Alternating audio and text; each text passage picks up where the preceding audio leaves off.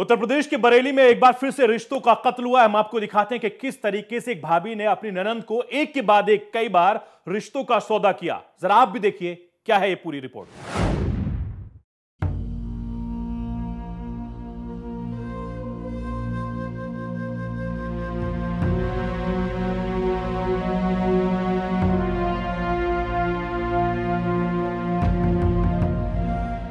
UP के बरेली की रहने वाली आयशा अपनी फुफेरी भाभी को अपना सबसे बड़ा हमदर्द समझती थी, लेकिन वही इसकी सबसे बड़ी गुनाहगार निकली।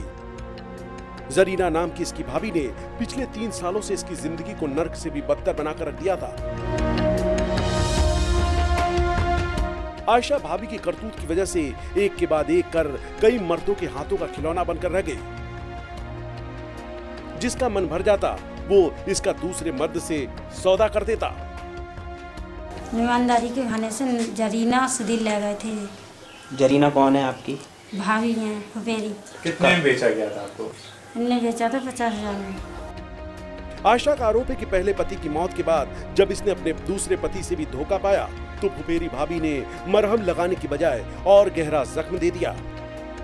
3 साल पहले भाभी ने आयशा को 50,000 रुपए की खातिर रामपुर के धमोरा कस्बे में रहने वाले मुरारी और विजय के हाथों में सौंप दिया, जहां दोनों ने इसके साथ जमकर मनमानी की।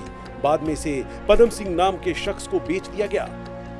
इसके साथ मनमानी का खेल यहीं खत्म नहीं हुआ, बाद में इसे एक और शख्स के हवाले कर दिया गया। आरोपियों के अत्याचारों के बीच आयशा एक बेटे की मां भी बन गई, लेकिन अब 3 साल बाद आयशा किसी तरह हिम्मत जुटाकर पुलिस से मदद की गुहार लगा रही है। कहाँ बेचा था आपको, किस तरह से आपको? धमोरा में। उसके बाद फिर धमोरा से फिर उन लोग जरीना मुझे छोड़ के चली आई थी से मुराली के यहाँ। फिर उसके बाद मुराली ने, मैंने वहाँ से भागने की कोशिश करी, मुराली ने मुझे जाने नहीं दिया। उन लोगों ने फिर पदम सिंह को बुलाया, फिर उनने पदम सिंह के हाथ बेचे थे। कैसा लग रहा है आज आप अपने घर आ गई हो तो कैसा महसूस कर रही हो? अच्छा लग रहा है आपको? अच्छा लग रहा है।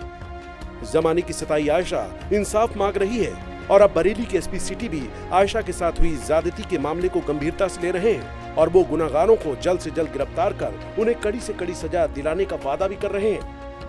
पहले शादी हुई थी, शादी में इसके हस्बैंड की डेथ हो गई, इसके बाद इसकी पुनः शादी हुई, फिर दोनों में संबंध विच्छेद हो गए। अब ये बताया कि कुछ लोगों ने, मतलब गलत लोगों ने, जिन्होंने इसको खरीदा था, पुनः इसको बेच दिया। तो इस संबंध में जो भी इसने आरोप लगाए हैं उस पर सुसंगत धाराओं में हम लोगों ने अभियोग पंजीकृत कर लिया है।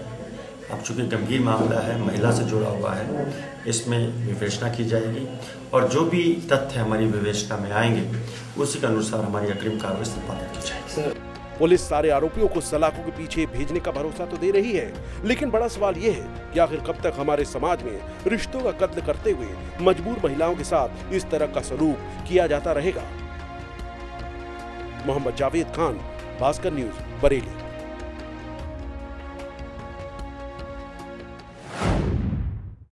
हम आपको दिखाते हैं कि जयपुर में किस तरीके से गरीब लड़कियों के लिए एक छात्रावास था, उसमें लड़की के साथ शोषण करने की कई खबरें मिली हैं, जिसके बाद यह मामला काफी ज्यादा तूल पकड़ गया है। आप भी देखिए कि किस तरीके से राजस्थान में छात्रावास के अंदर उसके मालिक पर शोषण करने का गंभीर आरोप लगा है।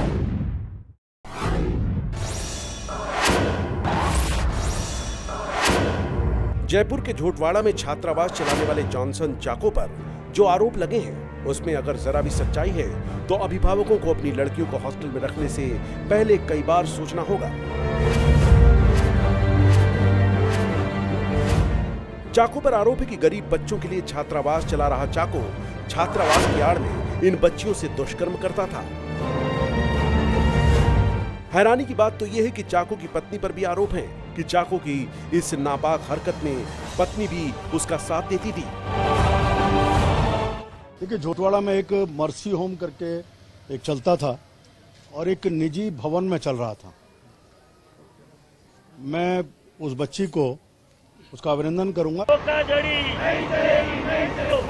इस वारदात के सामने आने के बाद पूरे इलाके में आक्रोश है और लोग आरोपी के विरोध में सड़क पर उतर आए।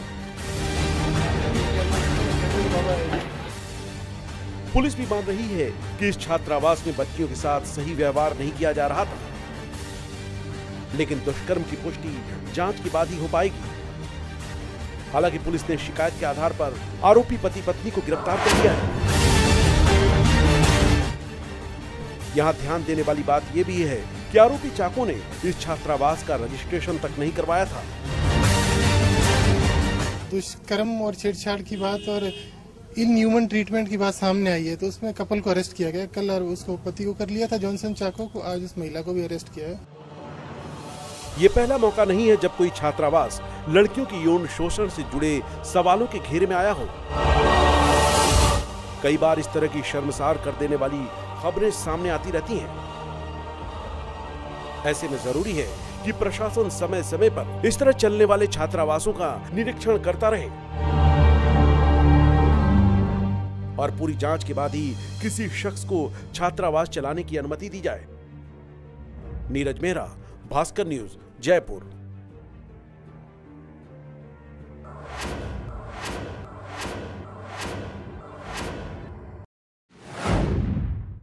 हरियाणा की रेवाड़ी पुलिस ने एक ऐसे गिरोह का पर्दाफाश किया है जिनके ऊपर कई गंभीर मामले थे। हत्या, लूट, अपहरण जैसी वारदातों को अंजाम दे चुके हैं। फिलहाल ये बदमाश पुलिस की गिरफ्त में है।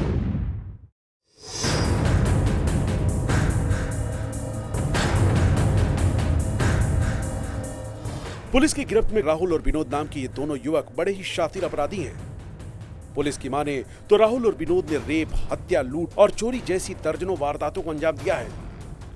फिलहाल पुलिस ने इन्हें रिमांड में लेकर पूछताछ की तो बदमाशों ने बताया कि इन्होंने 10 से भी ज्यादा संगीत वारदातों को प्रदेश के अलग अलग जिलों में अंजाम दिया है। हमने एक ग्रुप पकड़ा है जिसके ऊपर हमारे स्टेट के अंदर लगभग 10 से ज़्यादा वारदातें इन्होंने कबूली की।